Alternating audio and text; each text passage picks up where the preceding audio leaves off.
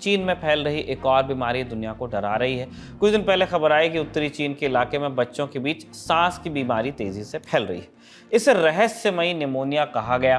कई media reports में कहा गया कि चीन के इन उत्तरी इलाकों में अस्पतालों में बड़ी संख्या में बीमार बच्चे इलाज के लिए आ रहे हैं। अब इसे देखते हुए भारत सरकार भी सतर्क हो गई। केंद्रीय स्वास्थ्य मंत्रालय ने रविवार 26 नवंबर को राज्य सरकारों को एक एडवाइजरी जारी की। मंत्रालय ने कहा कि भारत सरकार स्थिति को करीब से देख रही है और अभी चिंता की बात नहीं है। राज्यों को जो पत्र लिखा गया उसमें अस्पतालों की तैयारियों की तुरंत समीक्षा करने को कहा गया। राज्यों को कोविड-19 को लेकर इस साल की शुरुआत में जो गाइडलाइंस दी गई थीं उन्हें लागू कर देने को कहा गया। निर्देश है कि वो अस्पतालों में चेक करें कि वहां स्टाफ और बेड की कमी ना हो, जरूरी दवाएं, मेडिकल ऑक्सीजन और एंटीबायोटिक्स उपलब्ध हों, पीपीई किट, टेस्टिंग किट ये सब उपलब्ध रहें, ऑक्सीजन प्लांट और वेंटिलेटर्स काम करते रहें, संक्रमण रोकने के प्रोटोकॉल का पालन होता रहे। अब बताते हैं कि चीन में हुआ क्या है। 13 नवंबर को चीन के नेशनल हेल्थ कमीशन ने एक प्रेस कॉन्फ्रेंस में बताया कि सांस से जुड़ी बीमारियों में तेजी आई है। इसके कारण अस्पतालों में मरीजों की संख्या भी बढ़ रही है। कई लोगों को लंबा इंतजार भी करना पड़ रहा है। फिर 19 नवंबर को संक्रामक बीमारियों के फैलने पर रिपोर्टिंग करने वाली संस्था programme for monitoring emerging disease ProMED की रिपोर्ट आई। बताया कि उत्तरी चीन में कई जगहों पर बच्चों में बड़ी संख्या में निमोनिया के लक्षण दिखे। प्रोमेड की रिपोर्ट के मुताबिक ये संक्रमण बीजिंग में और देश के उत्तर पूर्व में स्थित लियाओनिंग शहर में फैल रहा है। बीजिंग के एक निवासी ने ताइवानी न्यूज़ वेबसाइट एफटीवी न्यूज़ को बताया कि अस्पताल में बड़ी संख्या में बच्चे भर्ती हैं और कई बच्चों के फेफड़ों में गांठें पाई गई हैं। अभी तक इस बीमारी के केस को लेकर कोई आधिकारिक आंकड़ा नहीं आया कि क्या केस लोड है। हालांकि कतर के मीडिया नेटवर्क अल जजीरा की बीजिंग संवाददाता कटरीना यू ने बताया कि बीजिंग के एक बड़े अस्पताल में औसतन हर दिन करीब 1200 मरीज इमरजेंसी वार्ड में पहुंच रहे हैं। अल जजीरा संवाददाता के मुताबिक बीजिंग के स्कूलों में बच्चों की संख्या में भी काफ़ी कमी दिख रही है। अगर कुछ छात्र बीमार पड़ रहे हैं तो पूरी क्लास को कम से कम 1 हफ्ते तक सस्पेंड किया जा रहा है। फेफड़े के संक्रमण को आमतौर पर निमोनिया कहा जाता है। निमोनिया के अलग अलग प्रकार होते हैं। बैक्टीरियल निमोनिया होता है, वायरल निमोनिया होता है, फंगल निमोनिया भी होता है। संक्रमण करने वाले तत्व यानी एजेंट के नाम से निमोनिया का नाम रखा जाता है। हमारे फेफड़े सांस की नली के जरिए सीधे वातावरण से जुड़े हुए हैं। शरीर की इम्यूनिटी जब कमजोर हो जाती है तब कोई भी संक्रामक तत्व सांस के जरिए फेफड़ों को संक्रमित कर सकता है। इसके अलग अलग लक्षण हो सकते हैं, मसलन खांसी, बुखार आना, छाती में दर्द, सांस लेने में दिक्कत, सांस की नली में सूजन वगैरह। चीन में जो हो रहा है उसे लोग कोविड महामारी से जोड़कर देख रहे हैं। हालांकि चीन ने किसी भी नए या अज्ञात बैक्टीरिया या वायरस की मौजूदगी को खारिज किया है। अगर चीन के इस दावे पर भरोसा करें तो कम से कम कोविड जैसी महामारी का खतरा अभी नहीं है। डॉक्टर्स भी इससे सहमत नजर आ रहे हैं कि इसका कोई बड़ा खतरा भी नजर नहीं आता। चीन की इस बीमारी को लेकर हमें कितना सतर्क रहना चाहिए, इसे समझने के लिए हमने बात की पीएसआरआई अस्पताल के चेयरमैन डॉक्टर गोपी चंद खिलनानी से। सुने डॉक्टर साहब क्या बता रहे हैं। इस बार चाइना में क्या हुआ कि कुछ इन दिनों जो कि नवंबर में केसेस ज्यादा बढ़ते हैं, कुछ जल्दी से ही निमोनिया के केसेस देखे गए और इस वजह से एक उन्होंने रिपोर्ट भी किया और इससे पैनिक भी हो गया कि ऐसा तो नहीं है कि एक नया वायरस आ गया। तो डब्ल्यूएचओ ने रिपोर्ट मांगी है चाइना से कि भाई ये क्या बात है, ये क्या हो रहा है और इसके लिए क्यों क्यों हो रहा है और इसके लिए क्या कर रहे हैं।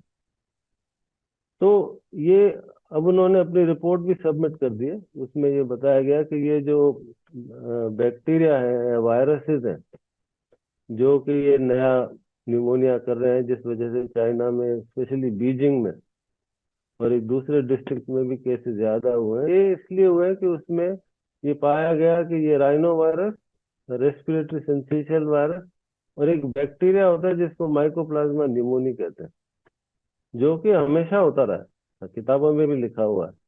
तो ये 3-4 कारण थे जिस वजह से ये बीमारी बढ़ी है।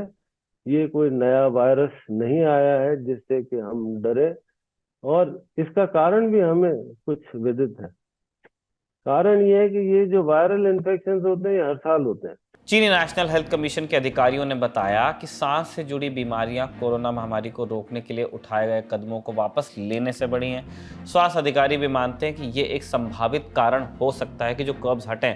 संक्रामक रोगों के विशेषज्ञ रामशंकर उपाध्याय ने दैनिक भास्कर को बताया है कि कोविड के दौरान सख्ती बरते जाने के कारण अधिकतर बच्चों में इम्यूनिटी डेवलप नहीं हो पाई, वो लंबे समय तक घर के भीतर रहे।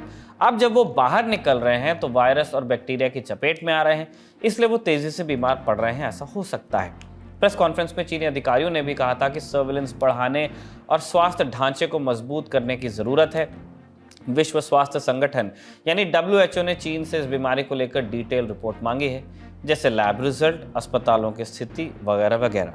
साथ ही कहा है कि संक्रमण को फैलने से रोकने के लिए कदम उठाए जाएं। चीनी अधिकारियों ने जवाब में बताया कि इसके लिए mycoplasma respiratory syncytial virus RSV और कोविड-19 वाले वायरस को जिम्मेदार बताया गया है। 22 अक्टूबर को WHO ने एक प्रेस रिलीज जारी की थी। कहा था कि वो चीन में डॉक्टरों और वैज्ञानिकों के संपर्क में।